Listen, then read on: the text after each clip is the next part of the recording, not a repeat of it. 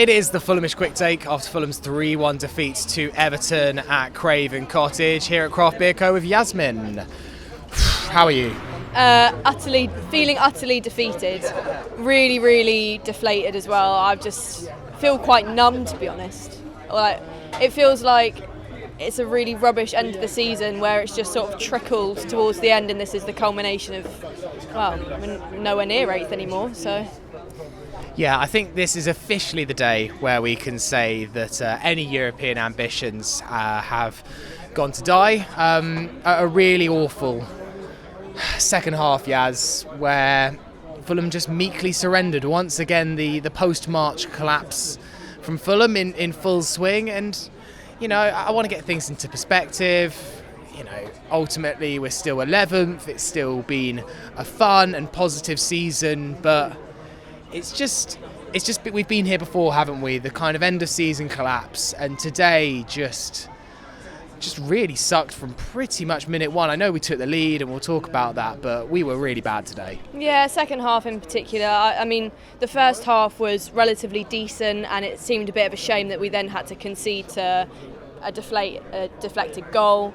Yeah, I mean, Silva and the team have given us a really great season. There have been a lot of highs, a lot of games to enjoy. The fact that we were even in this discussion is great. I would have given anything to have this position right now. But yeah, I think it's so disappointing to come to this end, actually so close to the end of the season as well. We are pretty much fighting up until the end, and it culminates in a 3-1 defeat to Everton. David Moyes' Everton. Like, I think it was a perfect example. You watch the players, they're just all knackered. At some point in the game, most of the players had got some sort of niggle going on where they were like, oh God, got to keep going. And Bassi went down at one point, and yeah, it was just a bit of everyone's knackered, and emotionally and physically.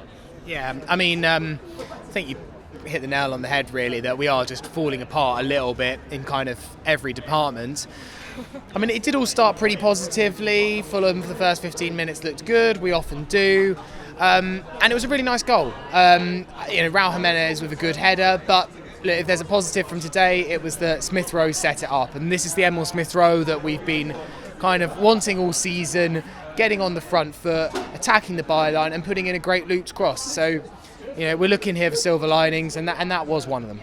Yeah, I love it. I think this, that you were saying in the Thursday Club, this is a perfect game for ESR to come into.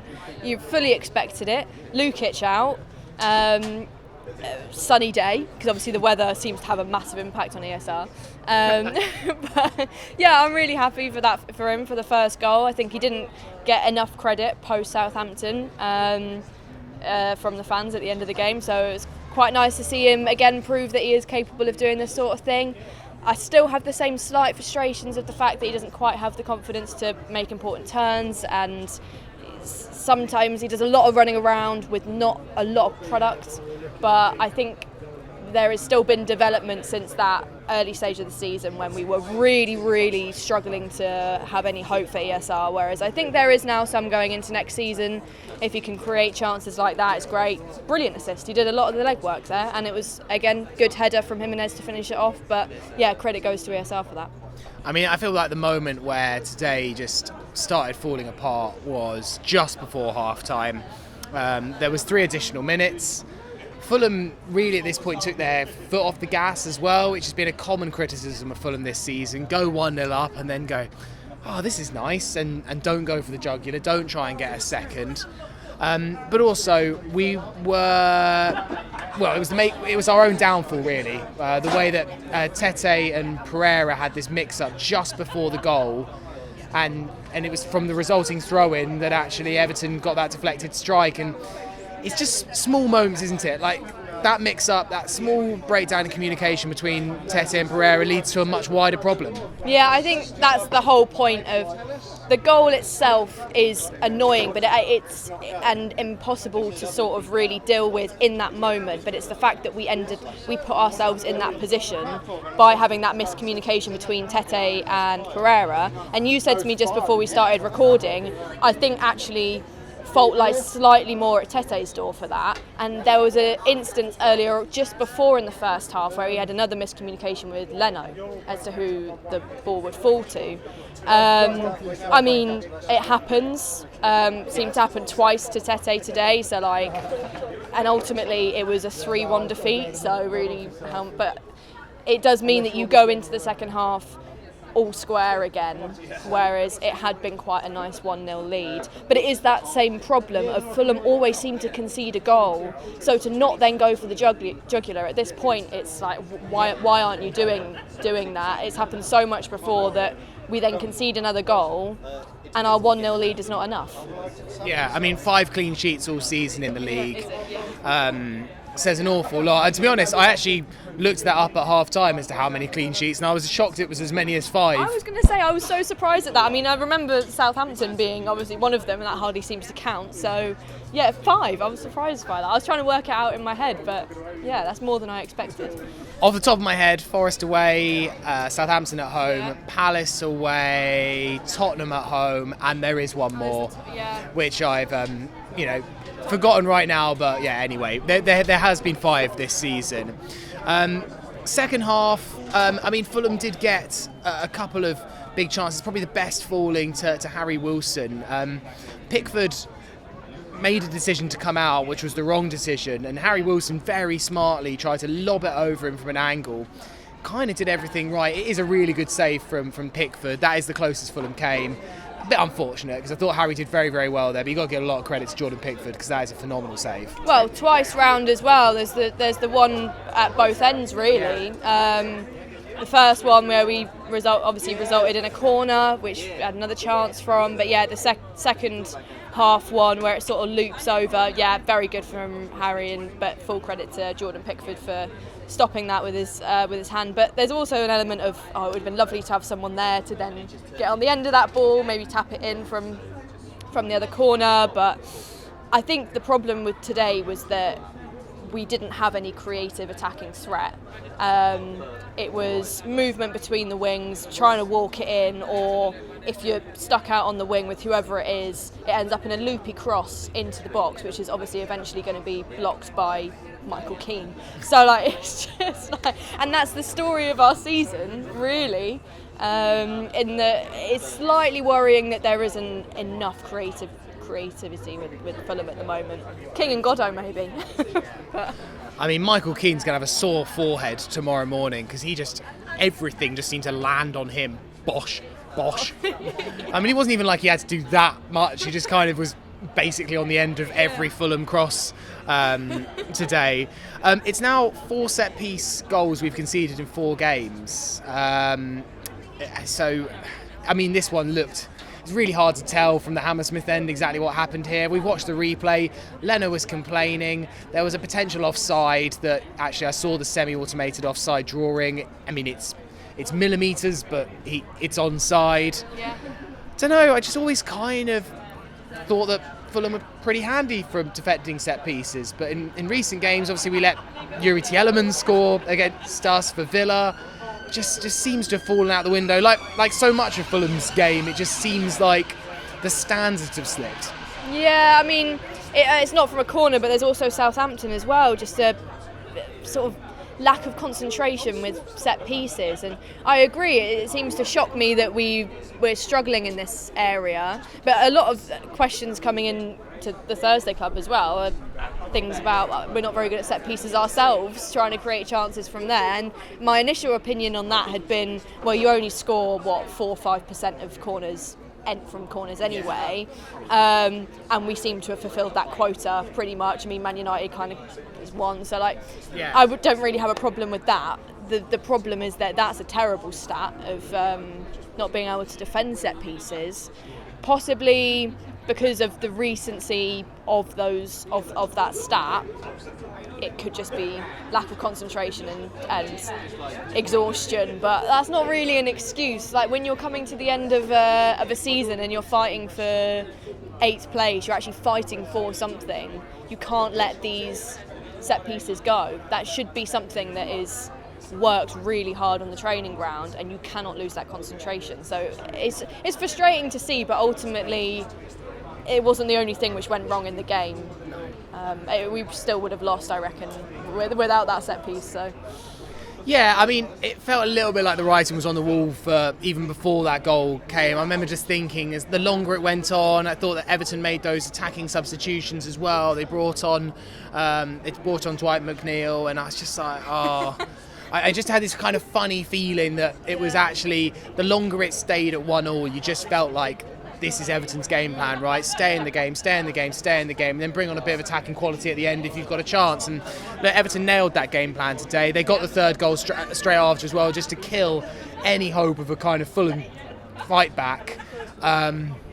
It's on Leno, right? This one, it's a decent shot from Beto, but it's quite far out, and it goes under Leno. You could tell from his reaction and the other players kind of going over to Leno to try and, tell him chin up kind of thing, that it's just a Leno mistake. He doesn't make loads of them, fortunately, but that to me feels like the only analysis that you can make from that goal. I don't think Leno actually had the best game today, unfortunately.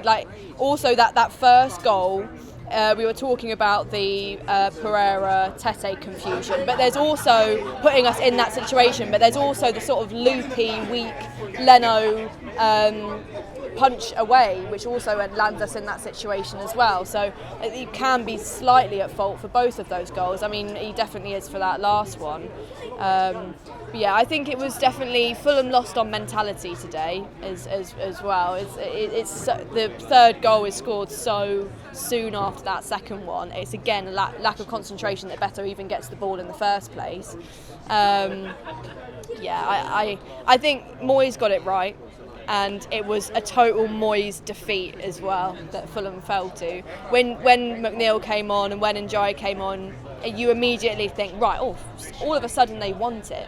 They want this game. We then bring Traore on, and I'm thinking, okay, we're trying to match it here. But it just never really comes to fruition. I expected McNeil and Njai to be the problem. No, it was actually Michael Keane that we needed to be thinking about. Leno is at fault for that third goal, though. Yeah, and look, fair play to Everton. I know there'll be a few Everton fans watching this, and it was the perfect game plan really from Moyes today. I think it's a slice of luck before half time, but they rode that luck. And I think what you say, it was actually we did lose the game in mentality. I think that's so spot on. As soon as that goal went in, I think we could all kind of see the script out in front of us. Sure, things could have gone differently had Harry Wilson's shot gone in. Then yeah, maybe Fulham kind of recover, but you just had this horrible sinking feeling, because that's how it's been now since March international break. I mean, if you look at the results since then, obviously there was defeat in the Cup to Palace. Yeah. There was the defeat to Arsenal. There's also been, some terrible defeats in there. Bournemouth and Chelsea, now Villa, now Everton. And I hate to say it, but is that now 4 seasons in a row where you can now say that Fulham have limped over the line? I mean, yeah, sure, every time in the run-in there's been a win or two, but every run-in under Marcus Silva now has put a bit of a blot on the season, and we're all delighted about where we are before these run-ins, and we always have a chance, and that's amazing, and we're not going down, and we shouldn't get too upset about it, but at the same time it is a recurring pattern. There's 4 seasons in a row now where actually we've been pretty awful in April and May, and I don't know what that's down to. Is it the fact that Marco works us so hard earlier on in the season? You could maybe blame last season at the fact that we didn't have anything to play for, but we had everything on the line today, so even some motivation doesn't seem to be enough to kind of stop Fulham entering beach mode. Oh yeah, I know. I think what's disappointing about this season in particular is that we have had these seasons in the We're now a secure Premier League team. So now you can go into this season thinking we can get something out of it. And for the vast majority of this season, we were eyeing up 8th. We were favourites for 8th, pretty much, for most of this second half of the season. So I think it's the fact that we've thrown that away. If anything, that feels worse, because the last few seasons, it's been a positive and a lovely surprise that we've been in the position that we have been. We end up on the beach and we go, oh well, thank God we're not yo-yoing still. Whereas this season's different, because I don't think we had the fear that there is always the slight threat with the Premier League that you could shock yourself and go down, but I think we felt that wasn't going to be the case. I think that would have been incredibly disappointing if that had happened, and poor as well, whereas I think now we expect slightly more, and I said this earlier on, there's nothing wrong with wanting more than what you've got. Fulham is a good side, Silva is a good manager. We should be getting more than a limp to the finish line against Everton. And just because you lose on mentality, and we've had some poor games recently, most of them have been poor, just because you have conceded a deflected goal and you're dropped doesn't mean that that's the end of the game. Brentford, Chelsea, Liverpool, you can overcome that, and Fulham have overcome that. So I don't know why we didn't go for that again today, when it really is all on the line. Today was it was the last chance, and we didn't take it. Yeah. What's left the rest of the season now? Obviously, 2 games left. Brentford away, City at home. Be nice to get a derby win. I mean, at least there's something to fight for next week. It's obviously now not about Europe. I think we can all accept that, but there's a derby at stake and potentially spoil their charge towards Europe. I mean, that would be nice. Yeah, unfortunately, they won today, Brentford, so they've taken our spot, really. And yeah, I guess the one thing left of this season is to spoil their chances.